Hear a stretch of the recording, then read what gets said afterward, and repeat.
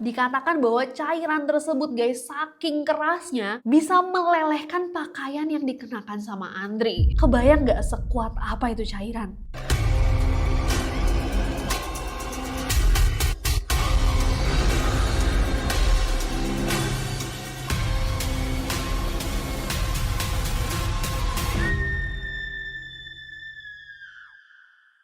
Hey guys, it's Nessie and welcome back to Neror. Udah banyak banget dari kalian neroris yang nge-tagin aku, ngirimin ke DM, bahkan sampai ke email, meminta kita untuk merangkum dan membahas tentang kasus yang baru-baru ini menggemparkan Indonesia. Ketika salah satu aktivis hak asasi manusia dalam negeri menjadi korban dalam sebuah peristiwa yang sangat mengejutkan. Memang sejak kejadiannya banyak sekali berita yang meliput tentang kejadian ini, dan aku mengerti kalau misalkan di media sosial itu terkadang sulit untuk menemukan rangkuman dari sebuah kasus karena banyak banget potongan-potongan pendek dari kasus yang sedang berjalan. Jadi kecuali kalau misalkan kalian memang mengikuti, mudah sekali tertinggal. Dan aku setuju juga sama kalian neroris bahwa ini adalah kasus yang perlu kita ketahui. Andri Yunus adalah seorang aktivis yang menyuarakan hak asasi manusia, keadilan untuk semua, dan pembelaan terhadap hak masyarakat. Tindak kriminal yang mencelakainya merupakan bukti bahwa tidak aman untuk menyuarakan keadilan, bahkan ketika itu adalah hal yang mestinya dilakukan oleh semua orang. Pada perjalanan pulang dari kantornya suatu malam, Andri menjadi korban serangan oleh dua pemotor tidak dikenal sampai ia harus menerima luka bakar yang serius. Apa yang sebenarnya terjadi? Bagaimana kronologinya? Bagaimana investigasi polisi dan apakah sang pelaku telah ditemukan? Langsung aja kita bahas bareng-bareng. So without any further ado, you know the drill. Stop senyum-senyum, cause it's about to go down. Andri Yunus, aktivis kontras korban penyiraman air keras. Diduga disiram air keras oleh orang tak dikenal. Polisi menyebut pelaku merupakan sosok yang terlatih. Ini terorisme, tindakan biadab, harus kita kejar, harus kita usut. Jadi pertama-tama kita mengenal dulu guys, siapa ini Andri Yunus. Mas Andri Yunus ini adalah seorang pengacara publik dan aktivis hak asasi manusia yang lahir pada 16 Juni tahun 1998 di Bogor, Jawa Barat. Dan memang dari kecil kalau misalkan yang aku baca-baca, katanya dia tuh emang aktif banget dalam kegiatan-kegiatan organisasi di sekolahnya. Bahkan pas SMA dia juga pernah menjadi ketua OSIS. Nah setelah lulus SMA, dia akhirnya melanjutkan pendidikan ke Sekolah Tinggi Hukum Indonesia Jentera dengan mengambil jurusan hukum. Khususnya hukum tata negara. Dan sama nih sama pas sekolah, pas kuliah pun dia juga aktif di organisasi-organisasi kampus, pernah menjadi ketua BEM, dan di Agustus tahun 2020 dia akhirnya lulus guys, dia menyelesaikan kuliahnya dan berhasil mendapatkan gelar sarjana hukum. Dan dengan gelar itu setelah dia lulus kuliah, dia lanjut menekuni pekerjaan di bidang hukum. Dia juga mengikuti berbagai pelatihan kayak pelatihan bantuan hukum dan pelatihan paralegal. Nah setelah mengikuti berbagai pelatihan itu, dia juga sempat bekerja di Lembaga Hukum Jakarta sebagai asisten bantuan hukum, di mana di pekerjaan itu Andri tuh tugasnya membantu masyarakat yang memiliki masalah-masalah hukum, terutama masalah-masalah yang berhubungan sama kebebasan sipil dan juga keadilan. Nah mungkin dari pekerjaan itu dia merasa bahwa ketika dia membantu orang, dia mendapatkan kepuasan yang berbeda guys. Maybe dia merasa bahwa ini callingnya dia untuk membantu orang, panggilannya. Maka itu setelahnya pada Maret tahun 2022 dia bergabung dengan Kontras. Kontras itu adalah organisasi independen non-pemerintah yang dimulai guys sama aktivis lainnya yang juga pernah kita bahas, Munir Said Tholib. Andri gabung sama Kontras sebagai pengacara publik dan ternyata karirnya tuh berkembang cukup pesat. Sampai di September tahun 2023 dia dipercaya menjadi kepala divisi dari advokasi hak asasi manusia. Dan di Februari 2025 dia diangkat kembali menjadi wakil koordinator bidang eksternal di Kontras. Dan selama bekerja di Kontras itu ya dia terlibat dalam berbagai kasus guys. Yang mainly adalah penyelidikan atas kasus-kasus pelanggaran hak asasi manusia yang ada di Indonesia. Dari kasus kekerasan terhadap warga sipil, konflik lahan, dugaan pelanggaran yang melibatkan aparat, dan sebagainya. Nah, pada 3 Maret tahun 2025,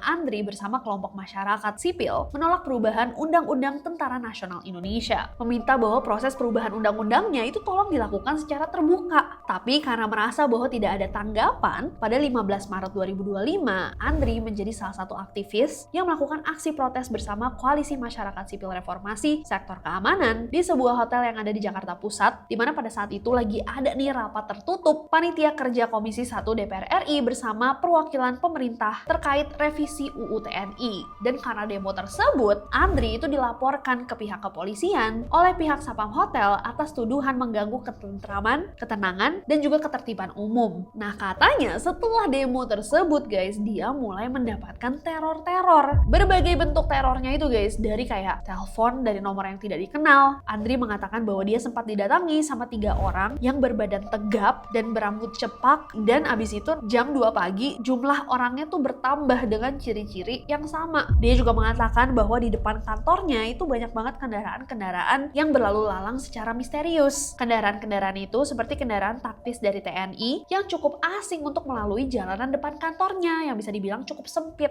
Ada beberapa rangkaian teror yang tadi disampaikan Mas Isnur, mulai dari teror teks tahun lalu gitu ya, semenjak kemudian upaya aksi intervensi yang dilakukan oleh Andri dan kawan-kawan. Yang kedua juga ada sejumlah kendaraan taktis dari TNI yang lalu lalang di depan kantor Kontras gitu ya. Selain itu, masih di tahun yang sama setelah demo dan kerusuhan besar yang terjadi di bulan Agustus dan September tahun 2025 kemarin, Andri juga ikut di dalam sebuah tim yang disebut Komisi Pencari Fakta. Kalau misalkan kalian ingat, memang di kejadian itu banyak banget hal-hal yang dirasa oleh publik itu ditutup-tutupi, dan tim pencari faktanya itu ya udah dibentuk untuk mencari tahu apa yang sebenarnya terjadi dalam kejadian atau kerusuhan itu. Nah, penyelidikan dari tim independen ini guys menghasilkan sebuah laporan yang berjudul Operasi Pembungkaman Kaum Muda Terbesar Sejak Reformasi, dan laporannya itu baru diumumkan pada 18 Februari 2026 kemarin. Apa memang isinya, Nesi? Jadi di dalam laporan tersebut terdapat detail yang berhubungan dengan penghilangan nyawa Afan Kurniawan, pengemudi ojek online yang tertabrak oleh mobil aparat. Ada juga temuan provokasi kerusuhan yang dilakukan oleh aparat kepolisian dan juga TNI, dan pelibatan militer dalam penanganan dan eskalasi aksi demonstrasi. Nah, konon guys, sebelum bahkan laporan ini dipublikasi, dalam prosesnya tim independen ini mengumpulkan semua data-data ini dan membukukannya. Sekitar tanggal 16 Januari itu udah ada orang yang tidak dikenal mendatangi rumahnya Andri di Sukabumi. Orang tersebut bertemu dengan ayahnya Andri menggunakan mobil berplat D tapi mengaku berasal dari Jakarta. Berarti itu mobil dari Bandung ya? Sekitar 16 Januari. Ya, jadi tadi saya sempat dikasih bukti CCTV gitu ya, saat ada orang tidak dikenal yang mengaku dari Jakarta berplat nomor D gitu ya. Tapi plat nomornya lengkapnya saya lupa, tapi D. 16 Januari tangkapan layar yang ditujukan. Dan setelah publikasi laporan tadi pada Maret 2026, di awal-awal Maret, ada juga orang tidak dikenal berhenti di depan pintu asramanya Kontras, diam seperti memantau, tapi ketika didatengin orang tersebut, dia pergi aja melengos. Nah, kita sekarang masuk ke kronologi hari kejadian. Pada 12 Maret 2026 kemarin, sore hari sekitar jam 15.30, jam setengah 4 sore, Andri meninggalkan kantornya menggunakan motor dan ia pergi ke kantor Silius Center of Economic and Law Studies di Menteng. Dia datang ke sana untuk menghadiri pertemuan KPF terkait aksi dari Agustus tahun 2025, di mana di situ tuh dibahas guys tindak lanjut dari investigasi yang dilakukan sama tim independen tadi dan juga rencana advokasinya. Setelah dari situ, dia beranjak pergi ke kantor Yayasan Lembaga Bantuan Hukum Indonesia atau YLBHI yang juga ada di Menteng, dan ia tiba di sana sekitar jam 19.45. Nah, disinilah dia melakukan podcast siniar. Tema dari podcastnya aja berat banget, remilitarisme dan judicial review di Indonesia. Intinya membahas isu krusial mengenai UU TNI. Kemudian Andri pulang sekitar jam 23.22. Nah, dalam jalan pulang meninggalkan YLBHI, Andri sempat mampir ke pom bensin SPBU Cikini sebelum akhirnya mengarah ke rumahnya. Nah, tepat pada 23.37 atau jam 11 malam lewat 37 menit, Andri sedang melintas melewati daerah Salemba, Jakarta Pusat. Ketika tiba-tiba ada 2 pria tidak dikenal, boncengan naik motor datang dari arah yang berlawanan, menyiramkan cairan kimia ke arah wajah, mata, dada, hingga kedua tangan Andri. Dan di momen yang sama, saat setelah melemparkan cairan tersebut, 2 pria ini langsung melarikan diri. Andri pada saat itu guys langsung teriak kesakitan dan menjatuhkan motornya sambil berteriak-teriak meminta bantuan. Langsung pada saat itu juga orang-orang sekitar tahu bahwa yang dilemparkan sama 2 pria itu adalah air keras. Warga sekitar yang mendengar teriakannya Andri itu langsung berhamburan datang untuk mencoba membantu Andri. Nah, di momen yang sama ketika 2 pria itu melarikan diri, mereka tuh sempat menjatuhkan sebuah gelas berbahan stainless steel yang mereka gunakan untuk membawa cairan yang dilemparkan ke arah Andri. Dikatakan bahwa cairan cairan tersebut guys, saking kerasnya bisa melelehkan pakaian yang dikenakan sama Andri. Kebayang gak sekuat apa itu cairan? Andri masih pada saat itu mencoba untuk mengambil tas dan motornya, kemudian dia melepaskan bajunya yang sudah rusak di TKP, kemudian dia mengendarai motornya untuk balik ke rumah kontrakannya di daerah Menteng. Setelah itu dia pergi ke rumah sakit bersama 2 temannya. Padahal kalau misalkan kalian lihat videonya aja guys, aku gak kebayang masih bisa berfungsi setelah gimana kagetnya dan traumanya penyerangan seperti itu. Iya nggak? Dari pemeriksaan dokter, Andri diketahui mengalami luka bakar guys sampai 24%. Dia juga harus mendapatkan perawatan intensif dari berbagai dokter spesialis yang berbeda-beda dari mata, THT, syaraf, tulang, toraks, organ dalam, dan juga kulit. Andri juga harus menjalani operasi mata, pemasangan lapisan pelindung membran, perawatan luka bakar, dan cangkok kulit di beberapa bagian tubuh. Kami menduga bahwa 2 orang yang tadi kami tunjukkan tersebut, 4 yang diduga pelaku ini semuanya diduga. Nah, setelah kejadian itu, pihak kepolisian itu langsung melakukan penyelidikan secara serius. Polisi juga membuka posko pengaduan agar masyarakat itu bisa membantu juga penyelidikan polisi. Bahkan masyarakat itu dijanjikan bahwa identitas pelapor akan aman kalau misalkan ada siapapun yang punya informasi. Kasus ini juga dapat perhatian dari Presiden Prabowo Subianto yang meminta agar penyelidikan dilakukan secara profesional dan juga transparan. Presiden Prabowo bahkan mengatakan bahwa ini adalah tindak kriminal yang serius dan tergolong dalam bentuk terorisme. Nah, polisi melakukan berbagai cara dimulai dari memeriksa rekaman CCTV yang kiranya itu ada di sekitar lokasi kejadian. Mereka juga melakukan pelacakan dari kendaraan yang digunakan oleh pelaku dan mengumpulkan keterangan dari para saksi dan juga korban. Nah, pada 18 Maret, di Treskrimum Polda Metro Jaya, Kombes Iman Imanuddin melaporkan temuan penyelidikannya. Beliau mengatakan bahwa mereka menemukan rekaman CCTV guys yang langsung merekam 2 pelaku penyiraman yang menaiki satu motor yang dipercaya emang sudah mengikuti Andri sejak keluar dari gedung YLBHI. Para pelaku ini bahkan guys sudah menunggu Andri saat ia membuat stop di area pom bensin.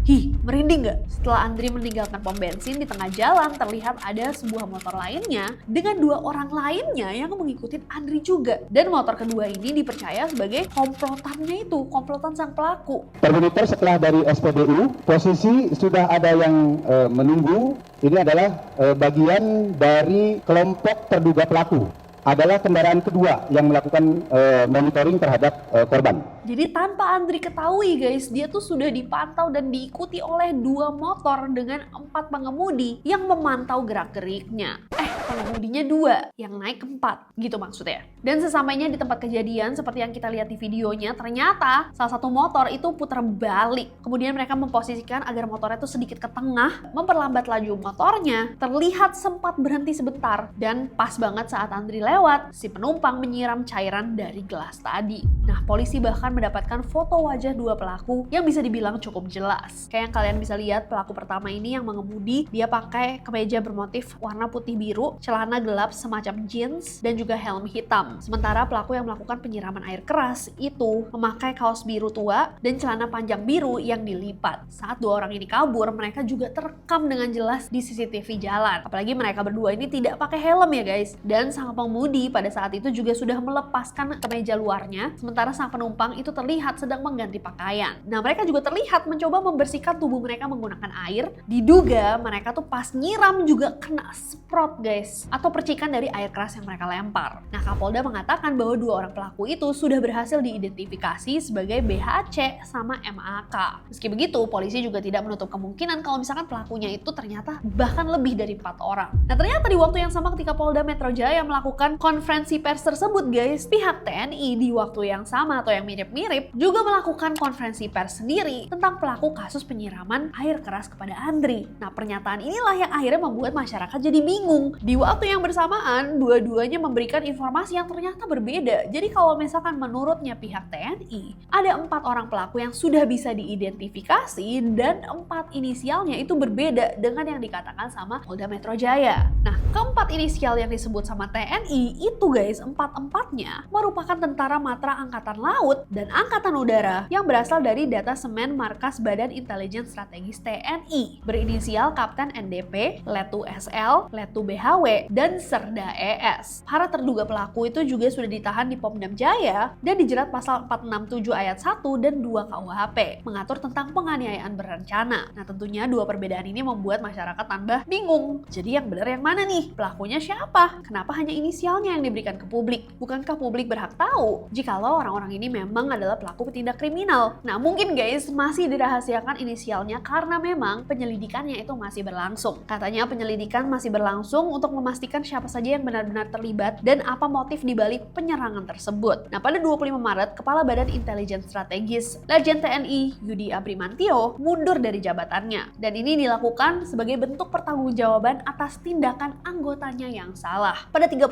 Maret, Kombes Iman Imanuddin juga mengungkapkan bahwa Polda Metro Jaya telah melimpahkan kasus ini ke Pusat Polisi Militer Puspom TNI dengan alasan tidak ditemukannya keterlibatan warga sipil dalam peristiwa ini. Pernyataan yang kemudian dikritik oleh pegiat Yayasan LBHI yang menyebutnya sebagai cacat hukum. Nah, terus gimana lanjutannya? Jadi kalau dari pihaknya YLBHI atau Yayasan Lembaga Bantuan Hukum Indonesia dan juga pihak Kontras menyebut penyerangan terhadap Andri ini guys merupakan sinyal mara bahaya. Koordinator Kontras Dimas Bagus Arya mengatakan bahwa kejadian ini bukanlah penyerangan terhadap satu individual, melainkan ancaman bagi banyak pihak seperti mahasiswa, buruh, atau jurnalis yang berani menyampaikan kritik terhadap pemerintah. Dan ini bukan kali pertama juga penyerangan terhadap aktivis dilakukan oleh pihak-pihak yang merasa dirugikan oleh orang-orang yang mengusahakan hak asasi manusia. Sesuatu yang mestinya adalah fight kita semua bersama. Mantan Ketua KPK Novel Baswedan yang juga pernah mendapatkan penyerangan serupa mengatakan bahwa serangan terhadap Andri ini merupakan percobaan penghilangan nyawa. Karena kalau saja itu disiram ke bagian muka, serangannya bisa menyebabkan gagal nafas sampai Andri kehilangan nyawa.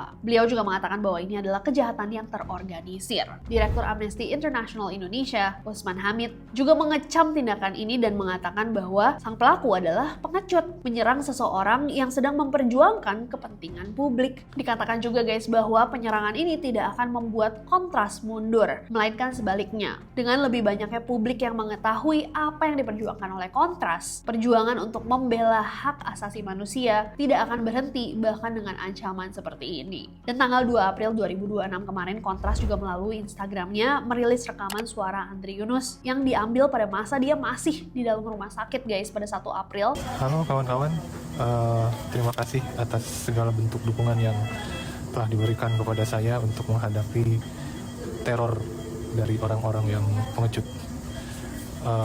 Saya akan tetap kuat, akan tetap tegar, tentu dengan segala dukungan penuh dari kawan-kawan sekalian. Aluta continua. Panjang umur perjuangan. Dan so far guys, case-nya masih ada di sini. Katanya masih ada penyelidikan lebih lanjut, tapi sudah di-handle sama TNI karena pihak kepolisian mengatakan bahwa ini tidak berhubungan sama warga sipil karena TNI sendiri sudah mengatakan bahwa ada pihak-pihak di bawah mereka yang bersalah. Jadi mereka suruh ngurus gitu. Nah, itulah guys rangkuman dari kasusnya. Aku gak sabar sih untuk bacain komentar kalian di bawah. What do you think of this case? Dan kalian kalau mau mengungkapkan kekecewaan kalian, boleh banget di bawah. Atau harapan, atau doa, kita doakan yang terbaik agar Mas Andri dipermudah proses recovery-nya. Dan kita doakan guys agar di Indonesia, aktivis-aktivis yang berjuang bisa melakukan pekerjaan mereka yang mengubah hidup orang lain dengan rasa aman sejahtera. Jauhkanlah mereka dari mara bahaya, dari orang-orang yang tidak adil dan for lack of a better word, para pengecut. Terima kasih semuanya yang sudah nonton video ini dan merequest rangkuman ini. Semoga cukup jelas. Semoga kita selalu di dalam lindungannya. Dan jangan lupa subscribe karena aku gak sabar untuk ketemu kalian lagi.